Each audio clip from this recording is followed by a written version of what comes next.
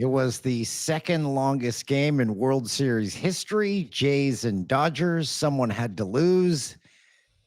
Sadly, it was the Toronto Blue Jays. As a dual citizen, though, a dual citizen ended it. There's the silver lining. I'm Dan. That's Kyle. This is CJ Nitkowski. We could talk about this game for 3 hours and still not get to everything, CJ. That is correct. I do appreciate your silver lining there. 6 hours and 39 minutes was the official time of game. In the pitch clock error, it's absurd. That is easily 2 games. Obviously, 18 innings tells you that, or nearly 18 full innings as well. I really thought the Jays were going to win this game.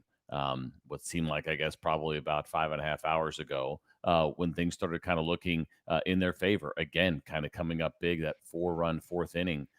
Ended up kind of feeling like it was going to be the difference. They couldn't hold that lead, and then nobody wanted to score from what was at the 7th inning on. It was wild to see. There was a lot of tough pitching decisions that had to be made. There was a lot of opportunities, too, that, again, just did not get cashed in by either side until Freddie Freeman finally hits that home run to walk it off.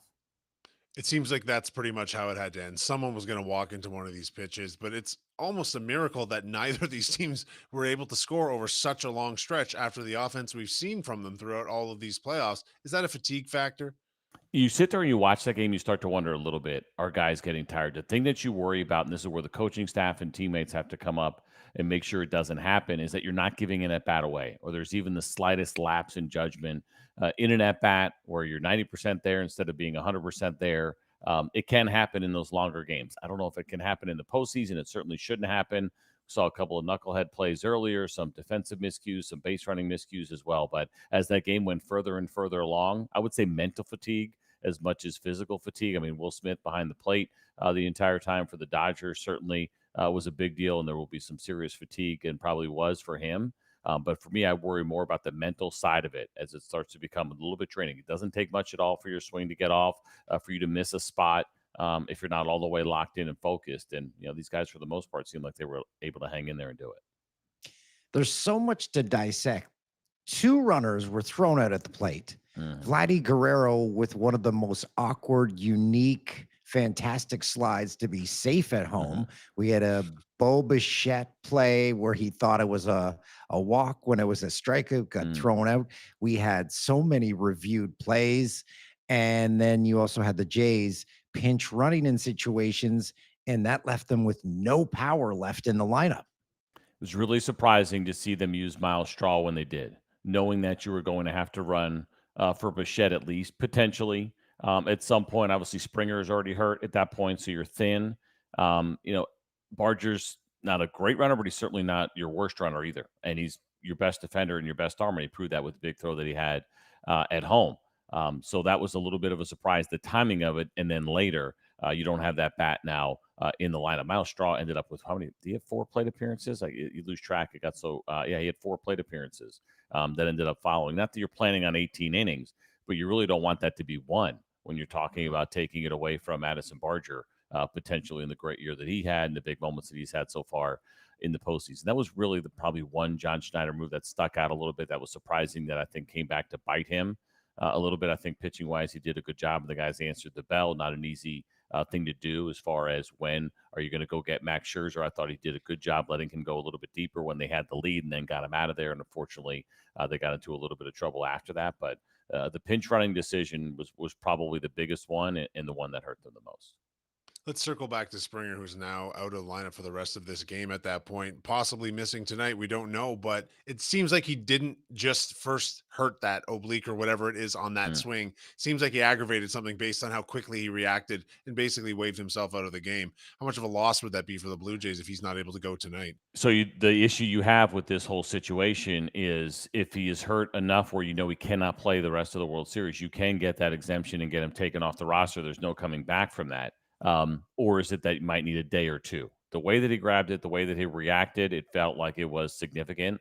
Those obliques are not something usually you're going to get over in a couple of days, especially with the way, again, that he reacted and grabbed it. It could have been on the one swing. It's always possible. Obviously, he's been battling a bunch of other things, getting hit by a pitch, and all it takes, again, is your mechanics getting off a little bit, and then all of a sudden you tweak something because your swing's exactly where it's supposed to be. Let's hope not. Keep your fingers crossed. But again, he knew he didn't. George Springer's going to put a fight up to stay in the game if has any chance of doing it. He didn't have any chance. He walked over and he knew he was done almost immediately. So that is the major concern here with George Springer, and whether or not they make that decision to replace him. He's irreplaceable, but at least to have somebody that's healthy that can participate, especially after a game 3 like we just saw with the 18 innings. You are not human if you don't feel for Brendan Little. It almost felt like a pickup game in which he was the last one chosen because they remember the last time he pitched. And then when they got to him, the same thing that happened the last time he pitched happens again.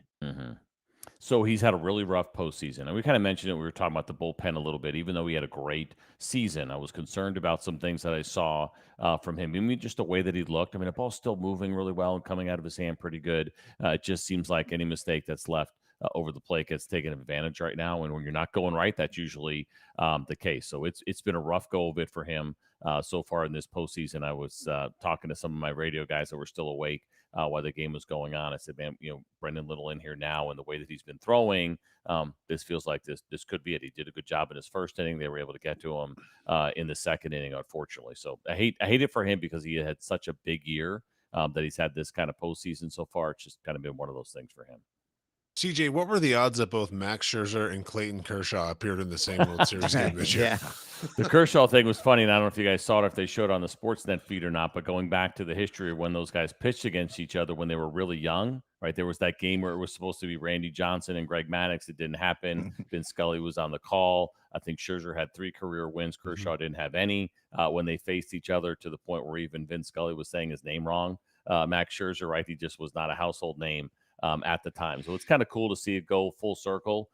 For Clayton Kershaw, I wasn't sure how Dave Roberts was going to use him, right? Is it an emergency only, which obviously tonight would have been that emergency situation where you were looking for some length out of him? He didn't want to take that chance, right? It was a short outing. He was in and out pretty quickly. Thought maybe there was a chance he was actually going to pick up a win because he was in position to do that. And is that how things were going to end for Clayton Kershaw? It just seems like everything else has gone right in his life. Why not that as your last appearance, very likely, at Dodger Stadium? He could pitch, because he didn't throw much, and especially, again, what happened in Game 3 could open it up that he could pitch again at home before this thing is over, but maybe not. Maybe that's his last appearance at Dodger Stadium. But to see both of those guys out there, and of course they were teammates briefly when Max Scherzer played for the Dodgers. I mean, that was kind of a nice little nostalgic moment. I thought Max Scherzer did a good job tonight. It wasn't sure how this thing was going to go. I don't think we had the expectations to see what we saw in his last start, but he did a good enough job to keep this team in the game, and unfortunately the bullpen, when he came out, let him down. I've never played a game in the majors, CJ. You have. You cannot tell me this is like any other loss. You would rather lose a game 11-2 than lose in 18 innings, because you can't just get over in a few hours. You only have a few hours to get over it. And that's what you're going to have to figure out. I would say this, and I probably disagree on how I would want to lose. I mean, that was a tough one. That one definitely stings, but you don't feel like you're now facing this juggernaut that you can't beat, right? I mean, that's the big part of this. Obviously, they win the first game. Now they've won the last 2, but they were in this one. They were within reach. Yamamoto just dealt in Game 2. So I think there's still that part of it where this is supposed to be the best team in baseball with the highest payroll and everything that they've done over the past 2 years, really, when you look at their past couple of off seasons. And there you are right there with him, and just one big hit away from being up 2-1 in the World Series against the Dodgers.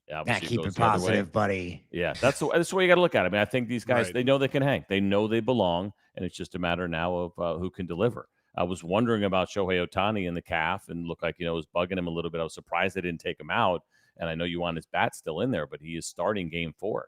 And was there any concern? We'll see if there's any residual effect. A man who reached base 9 times. Wild. There's only a handful of guys. I was looking as the game was going on. I think it's been maybe 10 or 11 where they've had 9 plate appearances in a postseason game. And, of course, Shohei Ohtani gets on all 9 times. Well, then let's keep looking at positives, because if you're the Blue Jays and you know that Shohei is going to hit 2 home runs, 2 doubles, get on base 9 times, and you lose by 1 run in 18, you're taking that all day. And it seems like while they're giving up home runs, they're mostly solo home runs with minimal damage done. And that has to be a positive takeaway, because they're not giving up a ton of runs to this Dodgers team. It's always a positive, right? You can live with home runs as long as they're not multi-run home runs. Obviously, you can't let up 10 solo homers either. That's not going to get it Yeah. done. But the idea of keeping guys off base and every once in a while they're going to pop you again with this lineup at the very top and what they do, it's almost to be anticipated. I know a couple of guys have been struggling a little bit. There was lots of opportunities tonight for Mookie Betts that he could not capitalize on. He's been the guy that's probably been scuffling the most. Shohei Ohtani has heated up. Freddie Freeman obviously had some good swings, and then the big one at the end of the game. Those are the three guys obviously you're most concerned with. Not a shade thrown there at all for Will Smith or for Max Muncy. Those guys are all capable of doing it as well. But you knew it was going to be difficult to be able to keep at least a couple of those guys down at the very top. They've been able to still do it with Mookie Betts, but it's going to catch up with you. If those are solos, you can live with it because, again, it's going to keep you in the game. And that's what we saw here with the Toronto Blue Jays. Once the stats people get a hold of this game and have time to decipher it, we're going to have a lot more unique stats to come out. One of them is there wasn't a single double play, correct? That was amazing. We almost had one.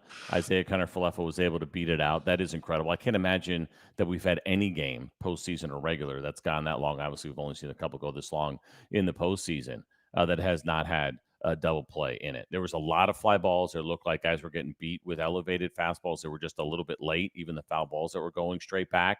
And as the game went on and some of that fatigue that Kyle was talking about, did seem like maybe it started to set in because there were some pitches guys could get that they were just popping up or getting a decent amount up, but not quite enough was part of it. And I think that's why you just did not see a lot of double plays based on the type of pitching, or any double plays, I should say. Based on the type of pitching, a lot of elevated fastballs usually leads to a lot of fly balls.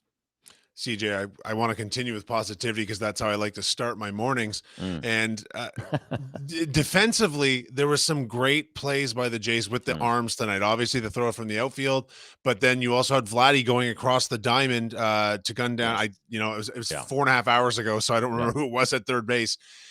The defense was solid. There's not like a ton of negative to take away from this game from the Jays. Maybe there was some too aggressive base running, but how does Schneider manage this group going into a game that starts shortly? Yeah, I would say so. I'm with you on that. The positives of the defense. I mean, that throw from Barger was unbelievable. I think they said 99 miles an hour on the broadcast here in the States. I mean, that's a big deal. That is a big time arm that he has. That's why I hated, part of the reason I hated seeing him come out of the game for the pinch runner. What made the Vladdy play so amazing is that he did it off balance. Like, it was an aggressive play.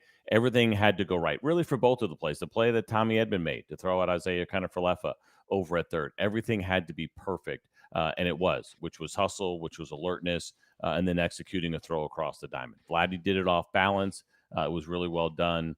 They get the out. Same thing with Tommy Edman. He was where he needed to be when that ball went off Freddie Freeman's glove, slid, came up, didn't hesitate, made a really nice throw, and they just barely got Isaiah Kiner-Falefa. And he had to hold up a little bit in case Freddie caught that ball. So it was, kind of a tough read for him. But that lent itself. There's really good plays that end up cutting runs down either at third or the ones that we saw at home. Obviously ended up making a really big difference. The Davis Schneider send was a little bit of a tougher one. He was out by a lot. Something I started talking about with my radio guys just in our little text chat group was people have forgotten that they have cleaned up the rules at home plate, but it does not mean that you cannot knock over the catcher. It's something, if I'm John Schneider, I'm going to remind guys of, right? So he's out by a pretty good amount, and Will Smith catches the baseball and he comes across the plate. He's allowed to do that.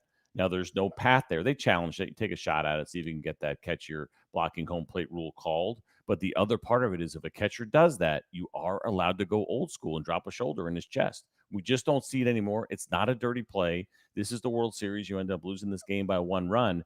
It would be a good time just to kind of remind guys that if you feel it, I mean, Snyder's a pretty strong guy. I think I would take my chances if I were him, that if that opportunity pops up again in this series and a catcher has you out and he is blocking the plate or steps in front, you don't have to slide into that out. You can throw it back a couple of generations and take a shot at knocking the ball out of his glove. I think guys have just forgotten about it, quite honestly. You were so good, CJ. I was going to let you answer that question after I asked it, but you already answered it, the Davis Schneider send. So you get out of here. We'll see you after the game tomorrow. Bonus points. I answered two questions and one answer. This time of night, buddy. that's impressive. Good night. Yeah, that was the one thing I was going to ask, because that's the closest the Jays got, except for what, in the top of the 18th, where they had second and third, and then Tyler Heineman struck out. I it was just it was unfortunate all the substitutions they made. The There was no Dodgers, power, it's Kyle. There amazing. was no power There was left. this game was always going to end on one swing, be it a deep double in a gap to score a guy from first or a home run or something. And there was just Vladdy left. That's too much pressure on him. Everyone was out of the lineup, and the Dodgers had all their big bats. It's actually a miracle one of these Dodgers didn't run into a pitch earlier than this. That's what It's makes it to more me, this is a impressive for the heartbreak. Jays is Yeah, that really. the Like, Jays pitchers shut down the lineup that yeah. essentially stayed intact for the Dodgers. Yeah, more or less it was intact the whole game. And the thing about the Jays pitchers is really it's only going to be Lauer that won't be available tomorrow or tonight or whatever time. We'll say tomorrow for the sake of argument because he went deep. And had the Jays won the game tonight, Lauer would have had a statue erected outside of the stadium in Toronto because that was an incredibly gutsy performance by him. But there was just no offense left to do anything about it.